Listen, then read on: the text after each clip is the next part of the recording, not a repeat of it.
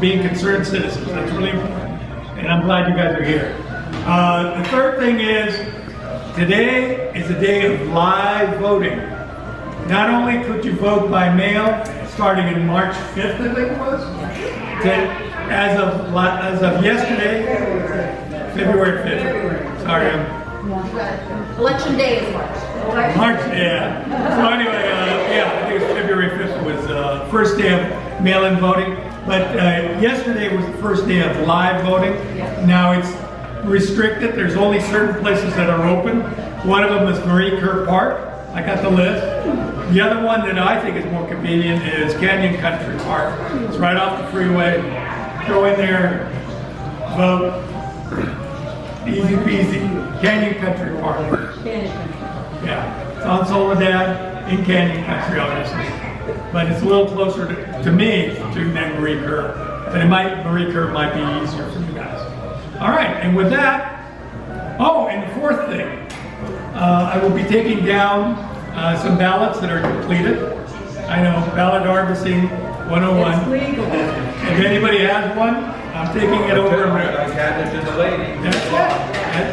My wife. Yeah. And as the troublemaker, you can always see where she is. So anyway, that was the fourth announcement. Thank you very much. I'd like to introduce you our next senator for this district, Suzette Valladares.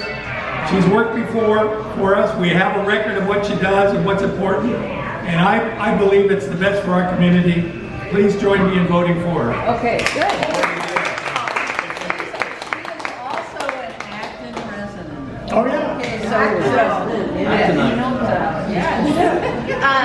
well, first of all, I got a vote right here. All right, awesome. No, this is a public event, and this is a local newspaper. We're the local newspaper, and we've been invited, so we will record it. In a minute, but I want to thank Carlo and Donna for putting this together, and I want to brag on them a little bit because they are some of the hardest working Republicans I have ever known, and I've known a lot of hard-working Republicans throughout my life. And they were just actually recognized for their volunteer services by the Santa Clarita Republican Party, I think 2 weeks ago. And it was very well deserved. And so congrats again to our phenomenal volunteers, Carla and And I also want to thank Pastor Jerry Cook for being here, who's also an Acton resident and obviously a pastor, but a pastor who's willing to speak up and willing to help lead, especially within the faith community, about voting, not only voting biblically, but it being your responsibility. So thank you for taking up, the helm and getting more of our faith community involved. So a little bit about me, and then I would love to talk to you a little bit about me, about the issues that I want to focus on when I'm your next senator for the 23rd district, and then open it up for any questions. As I mentioned, this is my daughter Charlotte. My husband and I live just up the street off of Santiago, so I am an Acton resident. So if you feel the need to send somebody who understands about septic tanks and well water and fighting best facilities, then I'm on board for that. Because I am one of your own. However, I grew up right here in Southern California. My parents were high school sweethearts that met at Poly High in the San Fernando Valley. And my dad never graduated high school, but he built his first engine for a 57 Chevy when he was 15 years old. So we're a car family. He likes Chevy, I like Ford. Sometimes we get into it about that. But my dad taught me the value of hard work and grit. And my mom, who was a JFK Democrat, taught me about speaking up for others, about being the voice and serving our community. So I have this really amazing blend of conservative Christian parents and entrepreneurship, grit, determination, hard work, respecting my role and responsibility to society, and was so blessed to have had them as parents. And they were super formative for me for a variety of reasons. I went to, my first job, however, was right over the hill at Six Flags Magic Mountain. I worked there for 8 years though, so it wasn't just a summer job for me. And I had no idea how critical those 8 years would be something 20 years later when I would represent them in the state assembly. And it was so vital because I knew the ins and outs of that theme park. And when I was so honored to have been elected to represent them, their gates had been closed for over 10 months. And Santa Clarita and the economic engine that was Magic Mountain was suffering. It was COVID. And that was really vital, and I can get to that in a minute. I went to College of the Canyons, Cal State Northridge. So talk about having a local girl that understands our community and is a product of our community. I proudly take on that role, responsibility, and true love for our community. My family came to California in 1911 and 1917, and they came here for the American dream, the California dream to be specific. And man, did they thrive. Look at 100 years later, their great-great-great-granddaughter would be a member of the state assembly, all through hard work and determination. However, about 6 or 7 years ago, maybe even a decade ago, as time goes so quickly sometimes, we don't realize how many years have passed, my family started moving. And they started moving our great state because it's no longer affordable to live in the state that they were raised in. They started leaving this great state because of the amount that they pay in taxes. They do not see reciprocated in the services, let alone the responsibility of government. So let's talk about that. Government's most basic responsibility is to protect its citizens, both foreign and domestic. And the state of California has failed us. And they failed us because of the policies that they put forward that empower and embolden criminals and cast aside victims. And we see it, whether it's smash and grabs, whether it is violent sexual assaults that are taking place on streets in broad daylight, supporting horrific DAs like George Gascon, who again and again choose criminals over victims. That's coming out of policy from Sacramento. Let's talk about our pocketbooks and how expensive it is. We were just talking about a minute ago about insurance. We all know we live in this high wildfire hazard zone, and I get a call from my agent in January, and he left me a message. I had to call him back, and I didn't want to call him back for a minute because I was afraid I was going to get that notice that they were canceling my policy. Thankfully, they only raised it $800. But think of how sad that is to be thankful that they're only raising it $800. There are so many homeowners, families in our community that have lost their insurance and are working and having to invest to make sure that they don't have to go on the fair plan or they have the unaffordable, unfair plan, right? Let's talk about our home energy costs, whether it is gas, whether it is natural gas. I had that, $1,600 bill last. Yeah, I was wearing sweaters all this winter in the house. Whether it's the price of gas, our district is comprised of working class people. We commute from the Antelope Valley, from Victor Valley, down to Ontario, down to downtown LA. They can't afford $7 a gallon gasoline. Again, this is not coming because of your typical fluctuation in the market. This is coming because of mandates, taxes coming down from Sacramento. So what did I do when I was elected in the state assembly? I fought tooth and nail to try and cut the gas tax. And they said no. I fought tooth and nail to try and repeal Prop 47, which has essentially said you can go into a store and steal $950 worth of merchandise, and then it's a felony, $950. Right? It used to be $450. I fought tooth and nail to say let's take a look at the renter's tax credit. There should be some fairness for renters in the state of California. Did you know that we haven't adjusted the renter's tax credit in California for inflation since 1972, a few years before I was born? That's ridiculous. Yet alone they wouldn't do that.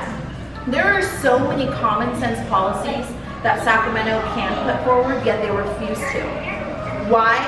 Because they have no idea what it's like to live in the real world in California. They've never had to sign the front of a check, right? To be responsible for employees, to have to pay payroll taxes. My background has primarily been in the nonprofit sector. I worked for Congressman McKeon, And when I was working for Buck, I had a niece that was diagnosed on the autism spectrum, and after that diagnosis and seeing that her little miracle happen before our eyes, I jumped into the nonprofit sector and was a nonprofit leader for early childhood education for Autism Speaks. I was the executive director. And then after my mom passed away in 2018, Charlotte was about 18 months old, we decided to take over her child care center that she had opened. It is a faith-based child care center. I know what it's like to work with big budgets, and I know what it's like to be a business owner who's not only signing the checks, but who's also the janitor, right? Who's also marketing, who's also HR, who's afraid of one lawsuit away from an employee taking out your entire business. We shouldn't have to work this hard just to get by in the state of California. Yet here we are. And I want to give you guys a little bit of hope. I say I want to give you hope, but I want you to have faith that California is, even though it doesn't feel like it, headed in the right direction. Because people are waking up. So when I was in the state assembly, I lost my re-election after redistricting because I went from a seat that Biden had won by 6 points to my new seat that they drew that Biden had won by 16.3 points. The Democrats had a 14-point voter registration advantage over me.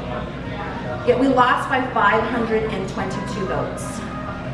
And the entire time my campaign was about focusing on the issues that people care about. The affordability crisis, the homeless crisis, our water crisis, crisis after crisis after crisis. I shouldn't have lost by 522 votes. I should have lost by thousands of votes. However, because I am somebody who's committed to solutions and talking about the issues, we got pretty darn close. I'm super excited because people are waking up. That means that Democrat voters voted for me. Democrats are waking up. The elected Democrats, the progressives, the Democratic Socialists of America that run the California Democratic Party, they're not waking up. But the policies and the people that they're impacting are waking up. In this Senate district, the new Senate seat includes Santa Clarita, the Antelope Valley, so Lancaster, Palmdale. We go into Victorville, Adelanto, and Hesperia. The Secretary of State has to issue a voter registration report 2 months before an election. So from December through January of this past year, Republicans in our Senate seat registered 1,700 new Republican voters. The Democrats lost 200. And we just remember, I lost by 522 votes. So that 1,700 new Republican voters is very exciting for me. What's even more exciting is in California, in that last report, Republicans picked up in voter registration in every assembly seat, in every Senate seat, in 56 of 58 counties. That tells me that people are paying attention, that people have had enough, that people are fed up, that the movement, the pendulum is moving. And it is our responsibility to recognize that. And this is where the faith comes in. We know when we talk about issues, when we talk about solutions, when we're not jerks, right? When we can have decent conversations with people across the aisle, that we win on the message. We just have to win on the votes, guys. We have to turn people out to vote. And I'll leave you with this one last bit. About 2 years ago, I like to read a lot, and I came across an article from the Jacobian magazine, and it's a socialist magazine. I do not read socialist magazines. I just happened to come across that article. And the title of the article was "The Road to Socialism Runs Through California." And their agenda, the Democratic Socialists of America, the agenda is California first. And they are succeeding.